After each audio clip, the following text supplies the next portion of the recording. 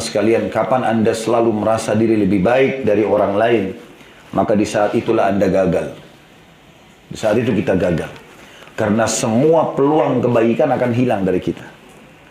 Tapi di saat kita merasa diri kita kurang, kalau kita lihat orang yang lebih tua, ucapkan dalam diri kita sendiri, dia lebih tua, amalnya lebih banyak. Dan pada saat kita lihat orang yang masih lebih muda, kita mengatakan, dia lebih muda, dosanya lebih sedikit. Sehingga kita selalu berada di rel merasa khawatir. Karena tidak akan bergabung antara keamanan dunia dengan keamanan akhirat. Kalau orang selalu merasa aman di dunia, sudahlah cukup, saya sudah sholat di bawah waktu, nggak usah sholat sunnah. Atau sudahlah, tadi saya sudah sholat, diterima, nggak masalah. Tadi saya sudah sedekah, mau sedikit banyak, nggak penting. Saya sudah baik kok sama orang tua saya pada saat itu, nggak usah lagi. Minggu lalu saya sudah datang ke rumahnya, minggu ini nggak usah. Terus merasa sudah cukup. Padahal sebenarnya setiap hari ada buku lembaran amal. Setiap hari ada amal. Apa kata Nabi SAW? Jangan seseorang di antara kalian berkata, dulu saya pernah sholat malam. Itu dulu. Sekarang? Dulu waktu masih gadis, 17 tahun, 15 tahun. Dulu waktu masih bujang, saya sholat malam. Saya selalu ke masjid. Sekarang tanya dirimu, kalau sekarang gimana? Ada juga orang lebih unik, bangga dengan amal orang lain. Ibuku itu rajin sekali mengaji. Itu ibumu. Kamu gimana? Ayahku itu baik sekali, selalu silaturahmi sama keluarga. Itu ayahmu. Kamu sendiri bagaimana? Makanya pepatah Basar mengatakan, laisal fata man yaqulu kana abi kada wa kada.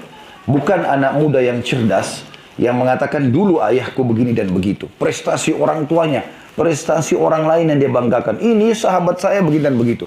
Itu si fulan begini dan begitu. Dia sendiri tidak tahu dirinya. Walakinnal fata man yaqulu ha ana dza. Tapi anak muda yang cerdas yang mengatakan ini loh saya. Tapi antara dia dengan Allah Subhanahu wa taala, dia tunjukkan yang terbaik kepada Allah. Itu harus kita lakukan. Waktu tidak akan pernah terulang, kesempatan tidak bisa terulang, dan juga masa muda tidak akan kembali. Dalam pepatah bahasa Arab dikatakan, laita syababu yahudu yauman. Coba seandainya masa muda bisa kembali sesaat saja. Maksudnya penyesalan. Kan? Kalau ada di antara anda di sini pernah mau berbuat maksiat kepada Allah Subhanahu Wa Taala, semoga Allah maafkan kalau pernah terjadi. Lalu terbatalkan, syukurilah teman-teman. Jangan sampai anda mengatakan, dulu saya punya peluang berzina, coba saya lakukan ya. Jangan. Karena semua perbuatan salah akan ada efek jerah. Tidak ada perbuatan salah yang tidak dihukum. Allah SWT berikan efek jerah. Jadi untuk apa? Lebih baik kita berada dalam rel kebaikan. Di dunia ini cuma dua pilihan. Menjadi orang baik sekalian atau menjadi orang buruk sekalian. Kalau tengah-tengah nggak enak gitu. Menjadi orang baik sekalian jadi orang soleh, orang solehah. Gak usah setengah-setengah. Di situ nanti Bapak Ibu akan rasakan nikmatnya iman kepada Allah. Sekalian udah hijrah itu berubah jadi orang baik sekaligus. Jangan setengah-setengah.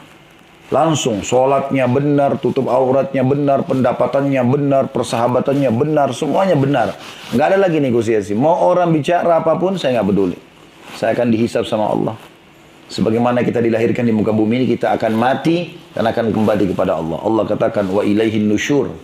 Makanya kita akan dikembalikan. Atau menjadi orang buruk. Orang kalau jadi buruk sekalian, pemabuk sekalian, penjahat sekalian, dia nikmati itu. Tapi akibatnya nggak baik. Di dunia terhina, ditangkap, dihinakan, masuk penjara atau dibunuh orang, di akhirat masuk neraka. Cuma sayangnya kita masih selalu ada di tengah-tengah. Kita mau jadi orang baik, iya, tapi masih buka pintu maksiat. Di sini teman-teman, antum tidak akan merasakan lagi khusyuknya sholat. Nggak ada maknanya kalau baca Al-Quran. Susah, netesin air mata itu kayaknya nggak mungkin gitu. Karena apa? Karena kita masih membuka pintu-pintu dosa. Nggak bisa, kita harus sekalian menjadi orang yang baik. Saya pernah berbicara sama sahabat dekat saya kebetulan di Madinah sini. Insya Allah tidak ada halangan, mungkin besok saya ketemu sama beliau, Dr. Husain Jabiri, hafizahullah. Beliau dosen di kampus. Kami kadang-kadang kalau telepon-teleponan selalu saling nasihatin gitu. Satu waktu saya lagi bicara sama dia, terus saya bilang, apa nih yang kita bisa bicarakan berdua? Jadi sebelum bicara urusan lain, kita saling nasihatin dulu nih. Dia sempat bilang sama saya, Khalid, kali ini kau yang mulai. Saya tidak tahu subhanallah kenapa tiba-tiba lisan saya ucapin itu. Saya pun ambil pelajaran dari situ. Saya bilang sama dia, siapa ulama di Saudi ini yang paling kamu banggakan? Dia bilang Syekh bin Baz. Syekh bin Baz itu salah satu mufti Saudi dulu, sudah meninggal rahimahullah. Orangnya buta, fatwanya di mana-mana, menjadi ulama rujukan dunia dulu. Maka dia bilang Syekh bin Baz. Saya bilang kenapa? Dia bilang karena dia orang soleh, ahli ilmu, ya, ulama. Dia hafal Quran, banyak sekali menyebar ilmunya di mana-mana. Terus saya tanya, baiklah, kalau itu alasannya. Sekarang Syekh bin Baz sudah meninggal. Saya mau tanya, menurut kacamata kamu sementara, penilaian kita manusia, Syekh bin Baz di surga atau di neraka? Dia bilang di surga. Secara teori begitu. Artinya Allah akan balas dengan surga, karena Allah mengatakan, siapa yang berbuat amal soleh, beriman dan beramal soleh, dia akan masuk surga. Dan tidak mungkin janjinya Allah salah. Dan itu yang secara zahir kita lihat, gitu kan? Saya bilang baik, penilaianmu tidak salah, saya bilang.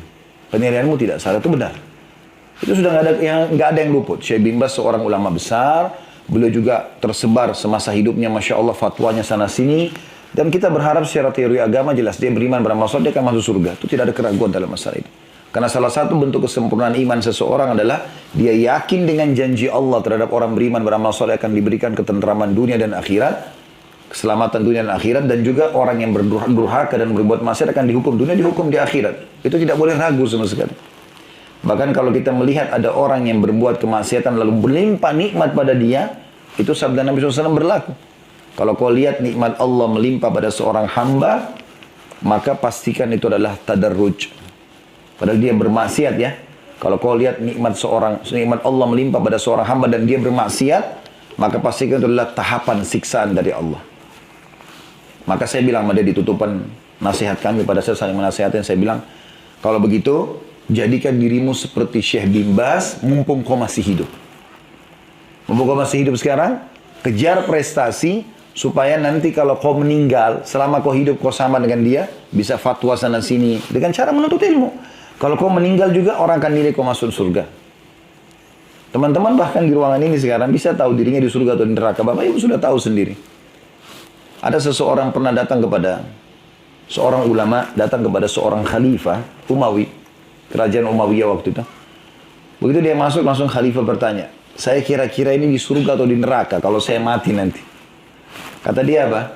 Hai Amir Mu'minin, pertemukan diri Anda dengan firman Allah Subhanahu wa Ta'ala.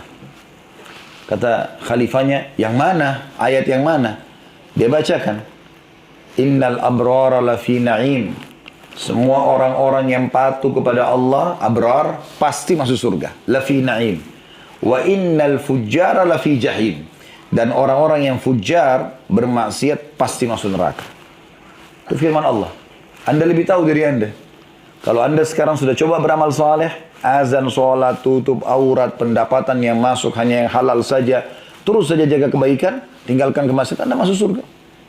Dan kalau Anda melakukan kemaksiatan, Anda lebih tahu dari Anda. Bisa saya di depan orang berbeda, tapi di belakang berbuat salah misalnya. Dan tidak taubat, maka masuk neraka. Itu teori sederhananya. Jadi subhanallah, ayat ini, ayat pertamanya mengingatkan kita tentang masalah harus kita sadari. Karena ada orang subhanallah teman-teman, begitu Allah berikan, limpahkan nikmat pada dia luar biasa. Lalai dari ketaatan.